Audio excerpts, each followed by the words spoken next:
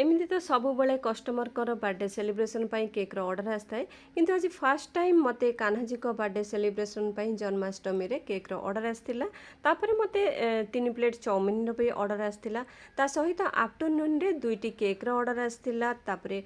पुणी 3 plate chowmein आ तापर पुणी गोटे चॉकलेट केक तैयार करथिली। कस्टमर मते मटका केक तैयार करबा को कहि नथिले किंतु मु केबे भी जेहेतु कर नथिली फर्स्ट टाइम ट्राई करबा को चाहूतिली तो तैयारी कला परे मते प्रथमे तो बहुत मुश्किल लागिला तापर मु आराम से याकू कर देथिली मते एते किछि प्रॉब्लम हेइ नथिला। आ जो जगह रे मक्खन रो डिजाइन मु रखिथिली ता तळे मन चॉकलेट को बहुत पीसेस करके मु बहुत सारा रखिथिली ताकि केक रो बेस आ क्रीम रो प्रोपोर्शन बराबर रहइबो नचेत बहुत सारा क्रीम हे जिवो केक रे आ केक टी भल लागिबनी। केक टी कस्टमर को बहुत पसंद होता तापरे ग्लॉसी प्रिंट रो बहुत सारा फोटो लगे मु गोटे मेकअप थीम रो केक तैयारी करथिली तापरे सबुठु लास्ट रे ई चॉकलेट केक को तैयारी करथिली तापरे मु 3 प्लेट चाउमिन तैयारी करके